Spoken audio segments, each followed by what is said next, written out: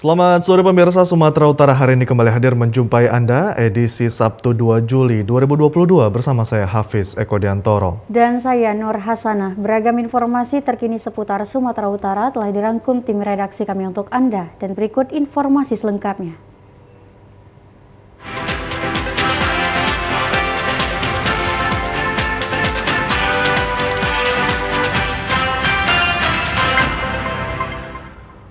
Menjelang Hari Raya Idul Adha, sebanyak 90% ternak kurban terindikasi virus LSD.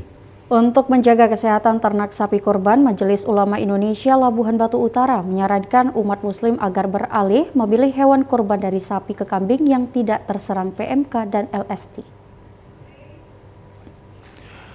Sudah sejak 2 bulan lalu, virus LSD menyerang hewan ternak. Hingga saat ini sudah ribuan hewan ternak milik warga terserang virus LSD, yaitu virus yang menyerang kulit dan sistem pencernaan pada hewan sapi dan kerbau yang dapat menimbulkan kematian. Karena tidak adanya pasar hewan, membuat petugas kesehatan hewan kesulitan mengawasi keluar masuknya hewan ternak di Labuhan Batu Utara. Hal ini dipicu masih rendahnya SDM pemilik ternak dengan pola pemelihara, sehingga hewan ternak rentan terserang penyakit menular. Petugas kesehatan hewan Marioto mengatakan dari 100 ekor hewan kurban sapi yang diperiksa kesehatannya, sebanyak 90% terindikasi virus LSD. Menjelang kurban, kalau menurut saya sebagai petugas peternakan senior saya udah paling tua di Labura ini, rata-rata 90% hewan calon kurban yang saya tangani itu terkena. Jadi apakah ada dampaknya ini apabila dikonsumsi masyarakat? Ya jelasnya kalau menurut hukum agama itu namanya syarat kurban itu kan harus hewan yang sehat, tidak sakit. Jadi itu pun tinggal keputusan Menteri Agama dan Majelis Ulama Indonesia. Kita menunggu itu sekarang ini. Ketua MUI Labuhan Batu Utara Haji Syahrial menjelaskan sesuai Fatwa MUI Indonesia nomor 32 tahun 2022 tentang PMK. Ada kategori hewan sapi dan kerbau yang dibolehkan untuk ibadah kurban meskipun terinfeksi LSD dengan ketentuan yaitu benjolan pada kulit tidak pecah, berjalan tidak pincang, dan berat badan tidak turun pada hewan yang akan dikurbankan. Meskipun demikian, pihaknya menghimbau umat muslim dan panitia kurban pada saat membeli hewan kurban sesuai syarat fikih yaitu cukup umurnya dan sehat. Kami dari Majelis Ulama Indonesia Kabupaten Labuhan Batu Utara menghimbau kepada masyarakat kaum muslimin dan muslimat yang melaksanakan ibadah kurban, pastikan hewan yang kita jadikan hewan kurban pada Idul Adha nanti ya, sesuai dengan syarat yang dijelaskan di dalam fikih. Hewan yang kita jadikan kurban itu adalah hewan yang sehat, di samping umurnya juga sudah mencukupi untuk dijadikan hewan kurban. Pemirsa, pemerintah Kabupaten Karo bersama Polres Tanah Karo dan Kodim 0205 Tanah Karo melakukan eksekusi lahan usaha pertanian LUT untuk pengungsi erupsi Gunung Sinabung. Lahan usaha tani di kawasan hutan ini diklaim atau dikuasai oleh warga desa Portibi Lama, Kecamatan Merek, Kabupaten Karo. Eksekusi lahan untuk relokasi pengungsi erupsi Gunung Sinabung seluas 260 hektar ini dilakukan Pemkab Karo beserta TNI dan Polri. Warga sekitar desa Portibi Lama, Kecamatan Merek, Kabupaten Karo telah menjadikan lokasi ini sebagai lahan pertanian. Diklaim bahwa lahan tersebut merupakan tanah ulayat dan milik warga desa Portibi Lama. Namun berdasarkan peraturan dan ketentuan dari pemerintah pusat, lahan tersebut sesuai data Kementerian Kehutanan Republik Indonesia merupakan kawasan hutan dan ditujukan sebagai lahan usaha pertanian untuk warga relokasi tahap ketiga pengungsi erupsi Gunung Sinabung. Akibat permasalahan klaim warga Portibi Lama ini, pengungsi yang berasal dari 3 desa, yakni Desa Sukanalu, Mardinding, Sigarang-Garang, dan Dusun Laukawar, belum mendapatkan lahan usaha pertanian. Wakil Bupati Karo, Theophilus Ginting, mengatakan proses eksekusi akan berlangsung selama sebulan ke depan dan akan dilakukan dengan cara persuasif dengan menghimbau dan menghalau warga yang menghadang. Tidak melakukan tindakan kekerasan jika ada warga yang melakukan penghadangan ataupun penolakan pada saat proses eksekusi. Kita berada di lokasi 260 hektar terkait lahan usaha tani yang diperuntukkan untuk pengungsi Gunung Sinabung. kita mulai mempersiapkan akomodasi personil di sini. Begitu juga kita berorientasi lapangan. Harapannya dengan sinergi TNI, Polri, serta pemerintah daerah, program relokasi pengungsi tahap 3 ini dapat dilaksanakan dengan baik, tidak ada konflik. Warga Portibi diharapkan kooperatif pada saat proses eksekusi, tidak mudah terprovokasi oleh oknum yang tidak bertanggung jawab, dan jika merasa keberatan dapat menempuh jalur hukum. Personel unit Reskrim Polsek Tanjung Morawa menangkap seorang pelaku pencurian uang di mesin anjungan tunai mandiri atau ATM dengan modus mengganjal mesin menggunakan tusuk gigi. Sedangkan seorang pelaku lainnya yang sudah diketahui identitasnya masih dalam pengejaran pihak kepolisian. Kapolsek Tanjung Morawa AKP Firdaus Kemit mengatakan terungkapnya kasus ini atas laporan korban Janu, warga Gang Meranti, Dusun 3B, Desa Limau Manis, Kecamatan Tanjung Morawa. Peristiwa itu berlangsung saat korban sedang menarik uang tunai di ATM stasiun pengisian bahan bakar umum di Dusun 4 Desa Buntu Bedimbar, Kecamatan Tanjung Morawa pada Jumat lalu. Pada saat itu tersangka berinisial HH, warga Jalan Selambo, Kecamatan Medan Amplas, Kota Medan, telah menunggu di lokasi. Kejadian bermula saat korban Janu hendak mengambil uang di mesin ATM yang berada di kompleks SPBU. Pada saat di dalam ruangan, kartu ATM tidak dapat masuk ke dalam mesin ATM. Kemudian korban dibantu oleh tersangka HH untuk memasukkan kartu ATM. Namun pada saat memasukkan PIN, nomornya tetap salah hingga 3 kali. Untuk memastikan permasalahannya, kemudian korban pergi ke kantor bank dan mengetahui bahwa saldonya sudah berkurang sejumlah Rp500.000. Saat hendak melakukan olah TKP di areal SPBU, tersangka HH berada di lokasi dan hendak mencuri uang pemilik ATM yang lain. Dalam pemeriksaan, tersangka HH mengaku memasukkan tusuk gigi yang telah dimodifikasi ke dalam lubang mesin ATM, dan pada saat tersangka tidak bisa memasukkan kartu ATM, tersangka berpura-pura membantu, namun menukar kartu ATM dengan ATM yang sudah dipersiapkan dan mencabut tusuk gigi yang terganjal serta menghafal nomor PIN yang dimasukkan pemilik ATM. Yang didapat dia sudah dua kali melakukan kegiatan yang sama. Di daerah mana aja dia? Kebetulan yang kami tahu di daerah Aceh ya Bang Nitya, Aceh dan Deli Serdang. Sempat mengambil 500.000. Pelaku ini residivis? Residip, kategori residivis. 4 titik lampu pengatur lalu lintas di jalan utama Kota Penyambungan masih diabaikan warga. Rambu-rambu itu seharusnya berfungsi untuk keselamatan dan ketertiban pengendara dalam berlalu lintas. Setiap persimpangan jalan yang difasilitasi traffic light atau lampu pengatur lalu lintas masih diabaikan para pengendara. Sebanyak 4 titik persimpangan yang difasilitasi lampu pengatur lalu lintas di Kota Penyambungan, Kabupaten Mandailing, Natal masih terlihat para pengendara dari 4 arah berbeda saling melaju. Padahal jalan di perempatan jalan itu ada lampu merah. Kesemrawutan lalu lintas di sejumlah persimpangan jalan di Kota Penyambungan menandakan rendahnya kesadaran masyarakat mematuhi peraturan lalu lintas. Salah seorang pengendara, Muhammad Rozi, mengaku tingkat kesadaran untuk mematuhi rambu berlalu lintas masih minim.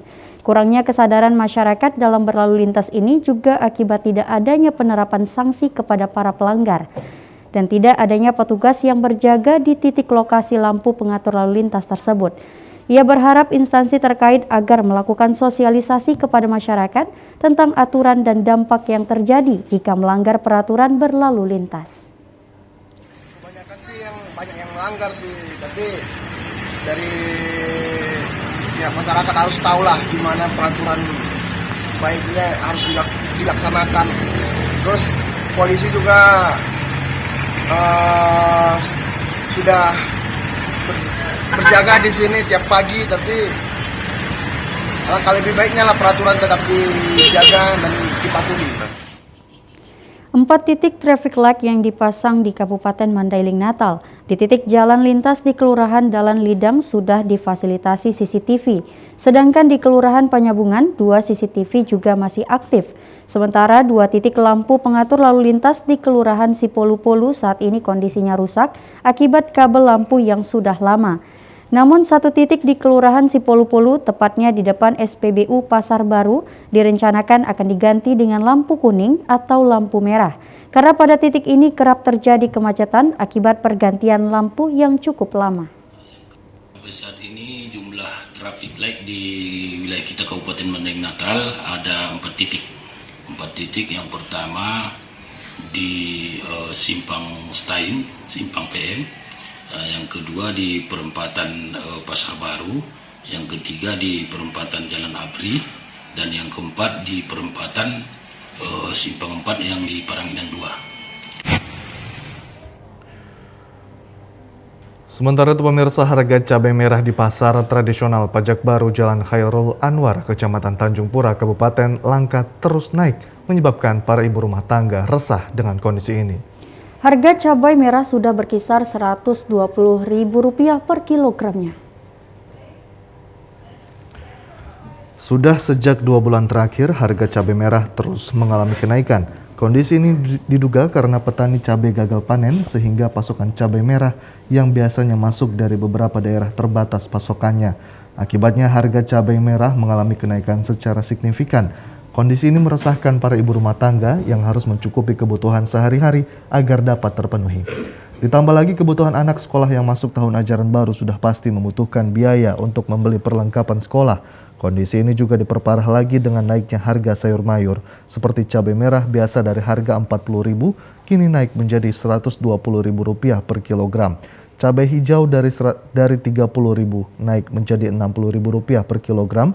Bawang merah dari Rp30.000 naik menjadi Rp60.000 per kilogram. Menjelang Hari Raya Idul Adha, semua kebutuhan pokok ikut naik. Dampak kenaikan harga kebutuhan ini juga dirasakan oleh pedagang. Sejumlah pedagang mengeluh dengan naiknya harga cabai yang cukup tinggi sehingga mereka tidak berani menjual cabai dengan jumlah yang banyak. Caranya ya dikurangilah. Dikurangilah semuanya. Yang tadinya harus makan cabai, tak makan cabai lah jadinya. Paling carilah cabai yang bisa, mungkin cabai hijau gantinya yang lebih agak murah begitu kan. Ya, tolonglah dikondisikan kembali supaya rakyat tidak mengeluh. Kan kasihan rakyat. Ibu ini kan rakyat juga, jadi kan yang lain-lain juga kasihan kan dengan harga yang terus melonjak begini. Bagaimana ibu-ibu mengatasi untuk dapurnya saja, dia pun apalagi untuk anak sekolahnya kan begitu kan. Pemirsa, beragam informasi aktual lainnya akan kami hadirkan sesaat lagi. Tetaplah bersama kami di Sumatera Utara hari ini.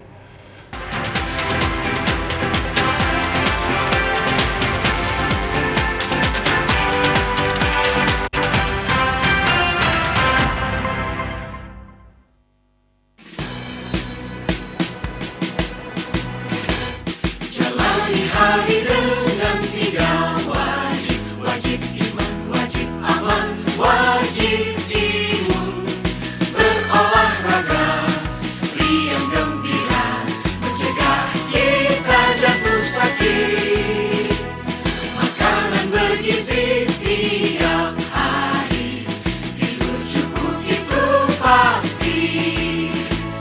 Dan janganlah panik, berdoa tiada henti. Wajib iman, aman, imun. Pakailah maskermu, jagalah jarakmu, cuci tanganmu selalu. Kita raih bahagia dengan iman, aman, imun. Badan sehat, bangsa kuat. Kita raih bahagia dengan iman, aman, imun. Badan sehat, bangsa kuat.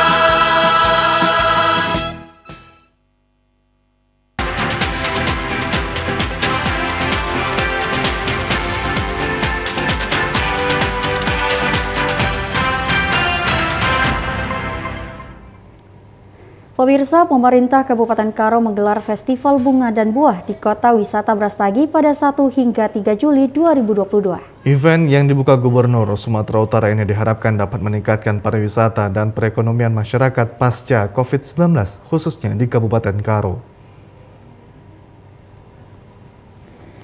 Gubernur Sumatera Utara Edi Rahmayadi beserta perwakilan Kementerian Pariwisata dan Ekonomi Kreatif dan Forum Komunikasi Pimpinan Daerah Kabupaten Karo membuka Karnaval Festival Bunga dan Buah di Kota Wisata Brastagi. Festival tahunan bunga dan buah yang ini sempat vakum akibat pandemi COVID-19. Pada event ini ditampilkan beragam pertunjukan untuk masyarakat dan wisatawan seperti karnaval mobil hias, perlombaan fashion show, marching band, serta hiburan dan budaya Karo. Keindahan alam Kabupaten Karo semakin semarak dengan adanya kreasi menghiasi mobil karnaval yang mengelilingi kota Brastagi. Yang menarik perhatian tentunya para wisatawan. Gubernur Sumatera Utara Edi Rahmayadi mengatakan Kabupaten Karo terkenal akan hasil buah dan bunganya. Festival ini diharapkan mampu mendongkrak wisatawan yang berkunjung ke Kabupaten Karo pasca COVID-19. Pemerintah Provinsi Sumatera Utara memastikan terus mendukung peningkatan pariwisata di Kabupaten Karo, baik infrastruktur maupun sarana dan prasarana yang diharapkan dapat meningkatkan perekonomian masyarakat. Tahunan ini yang selalu dilaksanakan di Tanah Karo. Selanjutnya kontingen sudah 2 tahun dan dilakukan karena COVID. Inilah mengundang para wisatawan. Tapi ke depan harus ditata lagi dengan baik, tempatnya baik, ada bunga dan buah benar-benar yang segar-segar seperti masa-masa lalu. Saya yakin tempat ini akan selalu dikunjungi oleh orang. Ada target tahun depan kita mau datang ke wisatawan dengan program ini lebih banyak lagi, Pak? Kita tata dulu kota ini, habis itu kita sosialisasikan dan kita undang para tamu semuanya. Terima kasih, Pak Gubernur. Festival bunga dan buah ini dilaksanakan selama 3 hari, mulai 1 hingga 3 Juli 2022 di Taman Mejuah-Juah Brastagi, Kabupaten Karo dengan karnaval hiburan budaya serta pameran UMKM. Memeriahkan HUT Bayangkara ke-76 tahun 2022 pada 1 Juli, Polres Pelabuhan Belawan menggelar doa bersama lintas agama Hari Bayangkara bertempat di Aula Polres Pelabuhan Belawan Jumat malam kemarin. Acara doa bersama lintas agama dihadiri Kapolres Pelabuhan Belawan AKBP Faisal Rahmat Simatupang didampingi Wakapolres Kompol Sukarman SH dan para PJU serta Ibu Ketua Bayangkari. Doa bersama lintas agama Hari Bayangkara ini juga dihadiri personel TNI Angkatan Laut Lantamal 1 Belawan, khususnya dari Kesatuan Marinir bersama Pomal, serta TNI Angkatan Darat bersama Polisi Militer dan seluruh tokoh agama wilayah Medan Utara maupun tokoh masyarakat dan pemuda yang tergabung dalam wadah KNPI serta ibu-ibu pengajian. Doa bersama lintas agama ini diawali dengan menyanyikan lagu kebangsaan Indonesia Raya, dilanjutkan dengan mengikuti doa bersama lintas agama. Setelah itu seluruh yang hadir mengikuti Fitcon secara langsung serta berdialog dengan Kapolri Jenderal Polisi Listio Sigit Prabowo. Tokoh agama wilayah Medan Utara Al-Ustadz Yusri menyampaikan sebagai masyarakat mengucapkan selamat HUT Bayangkara ke-76 tahun 2022 dengan harapan Polri semakin sukses dalam menjalankan tugas-tugasnya untuk melindungi masyarakat serta mendukung tugas Polri dalam menindak berbagai macam tindak kejahatan khususnya di wilayah Medan Utara yang dilakukan orang-orang yang tidak bertanggung jawab tanpa memandang bulu.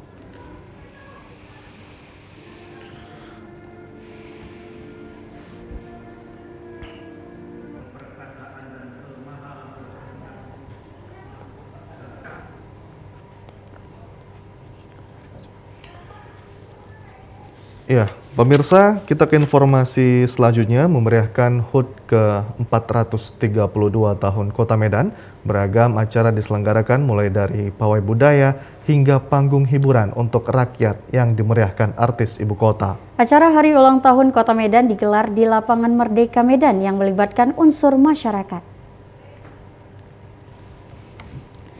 Persembahan spesial pada acara Hari Ulang Tahun ke-432 Kota Medan ditampilkan Festival Fashion Karnaval dan Pawai Budaya dengan tujuan untuk mengajak seluruh warga Medan lebih mencintai budaya bangsa. Pawai budaya ini diawali dengan tarian multi etnis Sumatera Utara, marching band, penampilan dari 33 kabupaten kota, serta perwakilan dari peserta APEXI, diantaranya Provinsi Sumatera Barat dan Riau. Konser dan festival Hari Ulang Tahun Kota Medan ke-432 yang diberi nama Colorful Medan Karnaval 2022 ini digelar di Jalan Balai Kota di depan Merdeka Walk Medan. Selain menghadirkan artis, Pemko Medan juga menggelar Medan Expo di lapangan Benteng yang menampilkan produk-produk UMKM di Medan serta cek kesehatan gratis untuk masyarakat. Wali Kota Medan Bobi Afif Nasution hadir didampingi istri Kahiyang Ayu dan para OPD di lingkungan Kota Medan. Bobi mengatakan melalui perayaan hari ulang tahun Kota Medan akan terjalin kolaborasi dengan semua pihak dengan harapan bisa mensejahterakan masyarakat baik dari segi ekonomi, pendidikan, dan lainnya. Untuk kelancaran acara fashion show, karnaval, dan pawai budaya ini, pemerintah Kota Medan dalam hal ini Dinas Perhubungan Kota Medan membuat kebijakan dengan mengalihkan arus lalu lintas di seputaran lapangan Merdeka Kota Medan sehingga terjadi kemacetan yang cukup panjang. Ya, pemirsa, berbagai harapan dan tanggapan disampaikan masyarakat Kota Medan pada perayaan HUT ke-432 Kota Medan untuk agar lebih maju. Harapan masyarakat yang disampaikan sangat beragam, mulai dari pembangunan infrastruktur, pendidikan, dan kesejahteraan. Berikut tanggapan dari warga Kota Medan. Wakilnya yang mana sangat mendukung aspirasi masyarakat Kota Medan untuk membuat kegiatan yang mana kegiatan ini dampaknya sangat bagus, mengkolaborasi antar suku se-Kota Medan.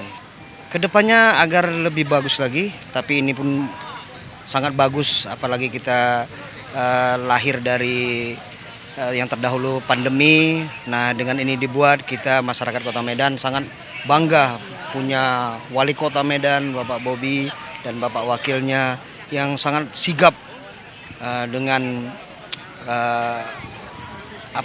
masyarakat Kota Medan yang sangat-sangat antusias dengan aja diadakan.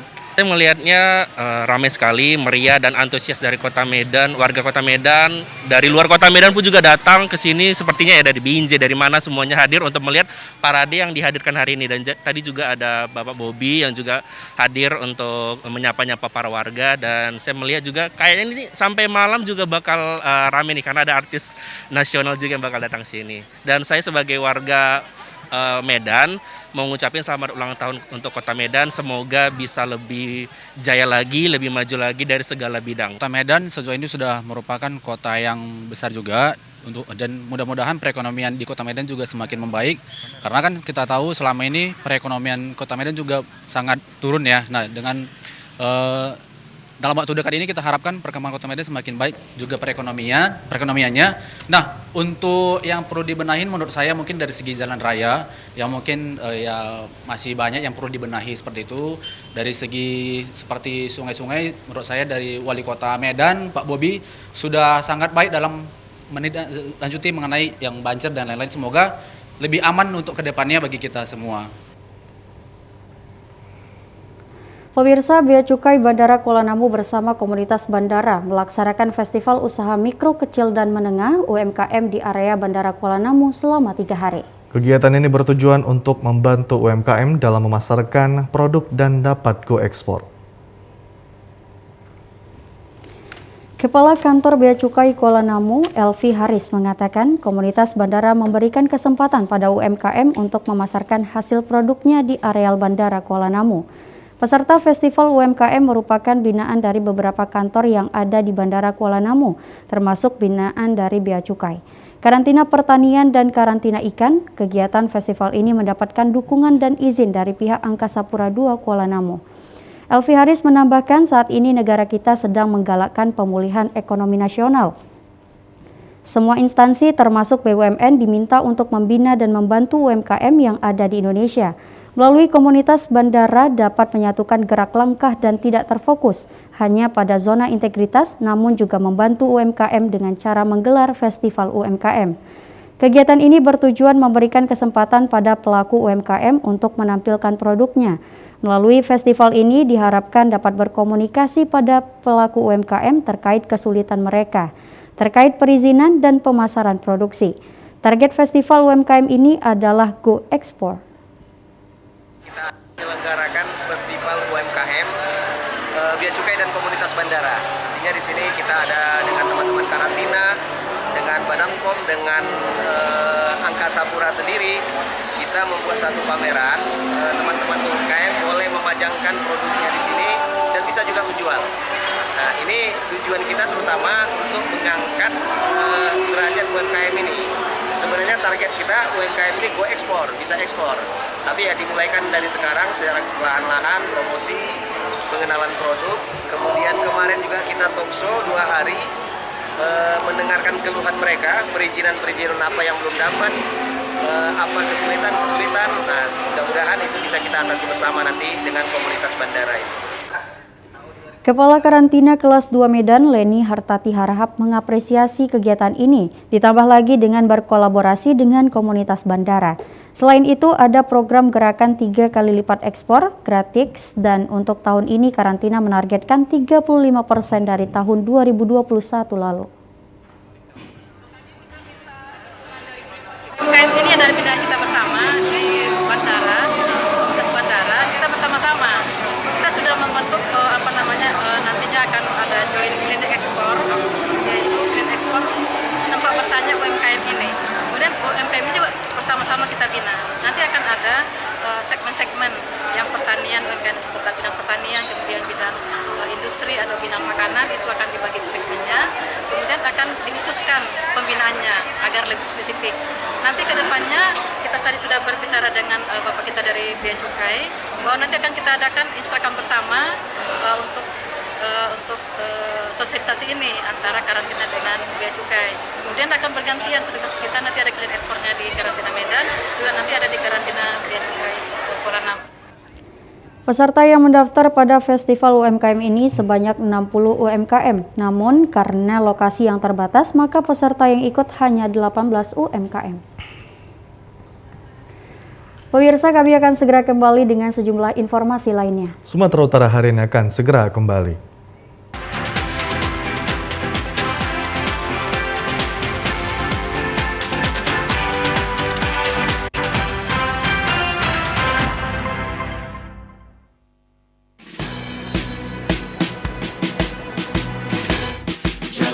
Hari dengan 3 wajib, wajib iman, wajib aman, wajib imun.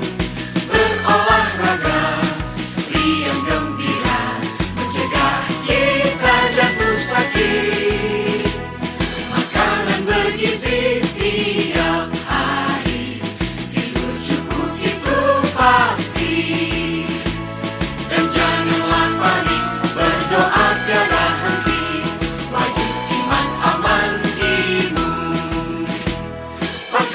Maskermu, jagalah jarakmu, cuci tanganmu selalu. Kita raih bahagia dengan iman, aman, imun, badan sehat, bangsa kuat. Kita raih bahagia dengan iman, aman, imun, badan sehat, bangsa kuat.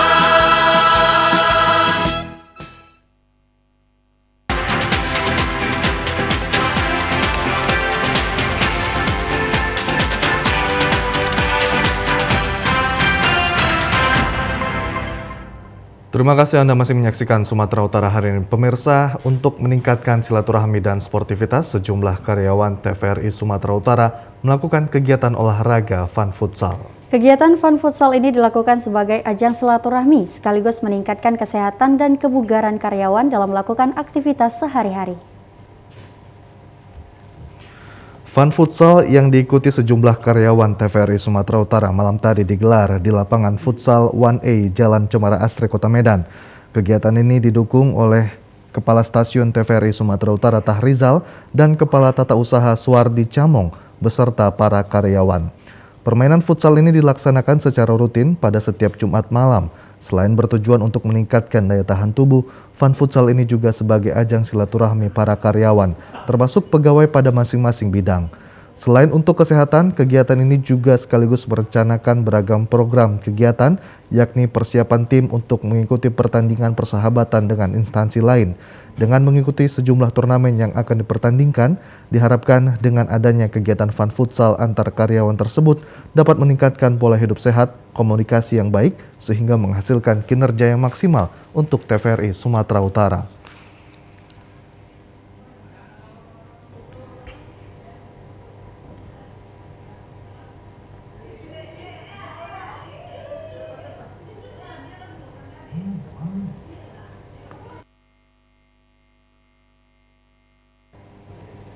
Pemirsa, Museum Simalungun yang berada di Jalan Sudirman, Kota Pematang Siantar hingga kini kurang mendapat perhatian dan selalu sepi dari pengunjung. Kurangnya perhatian baik dari pihak pemerintah Kota Pematang Siantar dan pemerintah Kabupaten Simalungun menjadikan Museum Simalungun ini kurang terurus.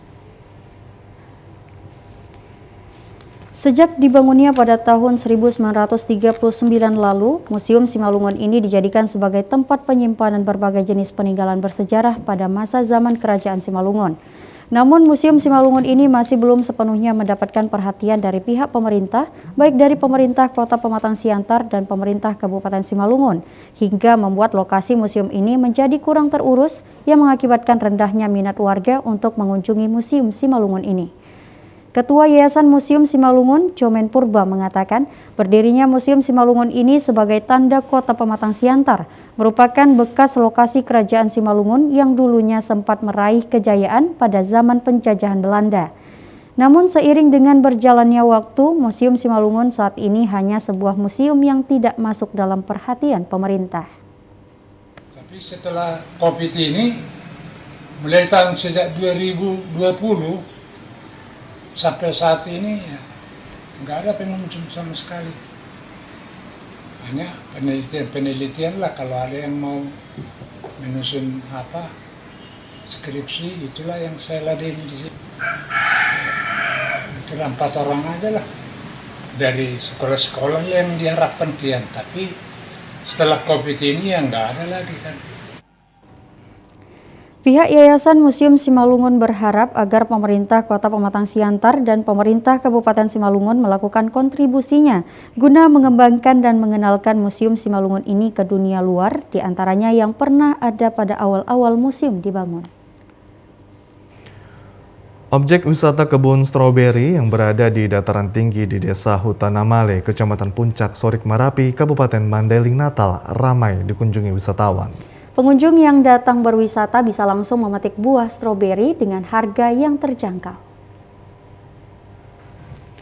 Tidak hanya di Brastagi yang terkenal sebagai penghasil buah-buahan, ternyata di Kecamatan Puncak Sorik Marapi, tepatnya di Desa Hutanamale, buah stroberi juga tumbuh subur dan menjadi satu-satunya perkebunan stroberi di Mandailing Natal. Perkebunan stroberi ini ditanami di atas lahan seluas 1 hektar yang dijadikan sebagai agrowisata. Lokasi ini menjadi tujuan utama bagi para wisatawan lokal. Di tempat ini pengunjung dapat menikmati suasana alam yang sejuk dengan pemandangan puncak yang indah, dan pengunjung dapat memetik sendiri buah stroberi langsung dari kebunnya. Selain memetik langsung buah stroberi, pengunjung juga dapat bersuah foto dengan keluarga. Salah seorang pengelola perkebunan stroberi, Darmin Pulungan, mengatakan lahan untuk agrowisata ini seluas 1 hektar lebih. Ya, lahan kita untuk agrowisata Puncak Sorik Marapi ini, lahan stroberi yang sudah ada sekitar lebih kurang 1 hektar. Ini orang-orang yang berkunjung ke tempat kita ini antusias sekali untuk memetik stroberi, ya, petik sendiri. Ya. Para pengunjung sangat antusias menikmati sensasi memetik langsung buah stroberi yang sudah matang, dijual dengan harga Rp60.000 per kilogram. Sebagai pengunjung, tentang adanya agrowisata stroberi ini seperti apa? Ya, cukup menyenangkan buat bawa berlibur keluarga, sama bisa langsung memetik ke batangnya. Sungguh menyenangkan lah keluar. Untuk harga sendiri sangat terjangkau. Pemirsa, sejumlah informasi menarik lainnya akan kami hadirkan sesaat lagi. Untuk itu tetaplah bersama kami di Sumatera Utara hari ini.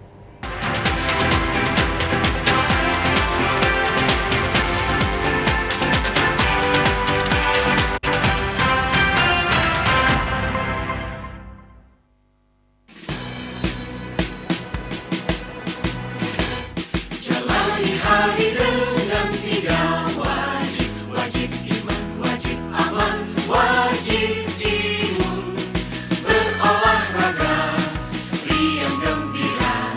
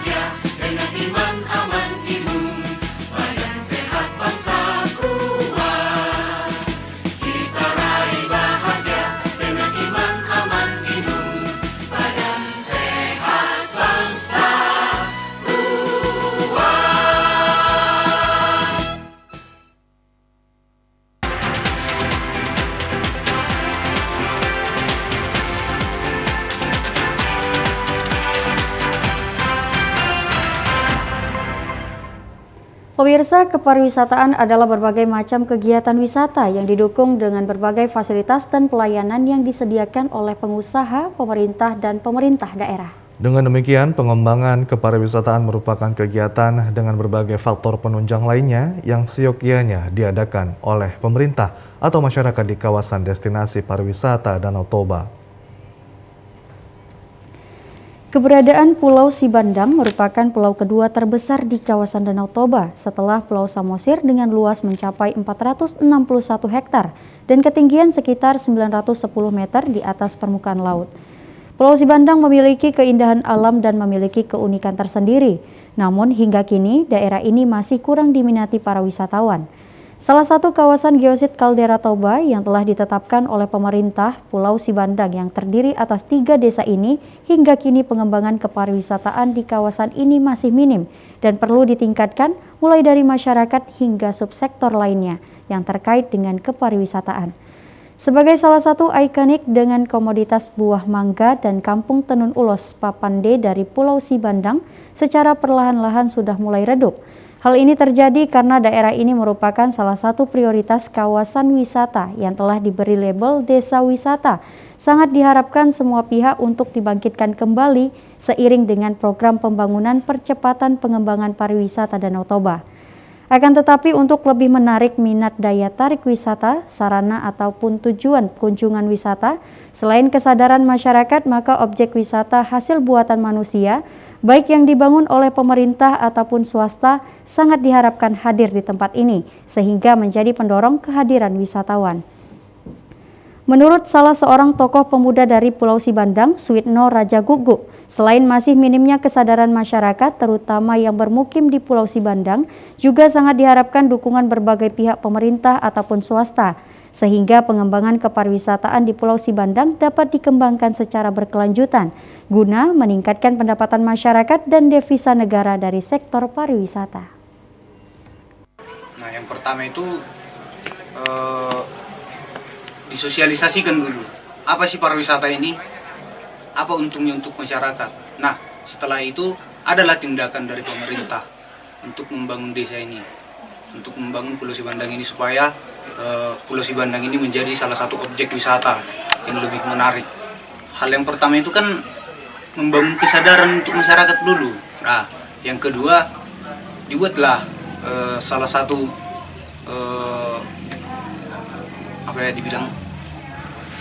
bukti pastinya untuk masyarakat untuk pariwisata ini. Contohnya di pengembangan di pembangunan. Bagaimana caranya kita mengembangkan pariwisata sementara jalan kita aja akses untuk Pulau Sibandang ini aja masih ya jadi bilang minim lah. Ya, pemirsa, Sumatera Utara memiliki banyak pesona alam untuk dimanfaatkan sebagai destinasi wisata, diminati masyarakat lokal maupun mancanegara. Wisata Pamah View di Dusun Pamah Semelir, Desa Telaga Sebingai, Kabupaten Langkat menjadi idola bagi masyarakat Sumatera Utara untuk merasakan sejuknya udara, dilengkapi tempat pemandian dan camping ground bagi keluarga. Dengan menempuh waktu sekitar 2 jam dari pusat kota Medan menuju lokasi wisata Pamah View Langkat menggunakan kendaraan mengarah lintasan jalur alternatif ke Tanah Karo, Brastagi. Berlokasi di bawah lereng Bukit Barisan, pengunjung yang tiba di lokasi akan merasakan sejuknya udara dan asrinya lokasi wisata Pamah View dengan kolam pemandian berasal dari mata air pegunungan. Tatanan bebatuan dari ketinggian dialiri air sungai yang sejuk berwarna hijau membuat pengunjung untuk tidak sabar menyebur ke kolam pemandian diwarnai dengan sejumlah air terjun berukuran kecil. Untuk menikmati sejuknya air pemandian, pengelola sengaja mendesain menata bebatuan dialiri air sungai sehingga pengunjung dapat bersuah foto dan bermain air aman bagi anak-anak. Di lokasi berada di puncak Pamah Semelir, pengunjung dapat memandang pedesaan dari kejauhan di antara perbukitan yang hijau di pondok-pondok yang tersedia, sembari menikmati hangatnya makanan maupun minuman yang dibawa. Tidak puas menikmati sejuknya wisata Pamah View, memiliki pemandangan yang eksotis, pengunjung dapat menginap dengan fasilitas penginapan keluarga dan lokasi camping ground di ketinggian Desa Telaga Langkat dengan harga terjangkau. Destinasi wisata yang baru berjalan 5 bulan ini awalnya adalah tempat berladang yang kemudian lokasi dipenuhi bebatuan, maka disulap menjadi tempat wisata. Untuk berladang, Bang. Jadi kita dengan kondisi lahan yang ada ini tidak memungkinkan kita untuk beladang. Terlalu banyak lah batunya ketimbang tanahnya. Jadi kita awalnya untuk pribadi ya, kita buat untuk kenyamanan kita seperti tempat pemandian, penginapan, awalnya untuk pribadi. Tapi dengan adanya sosial media dan tereksposnya di salah satu teman-teman kita, makanya kita putuskan untuk buka umum. Salah seorang pengunjung asal Kuala Langkat, Rijal mengakui bersama keluarga memilih lokasi Pamah View karena viral di media sosial dan sangat puas destinasi wisatanya yang banyak fasilitas untuk liburan.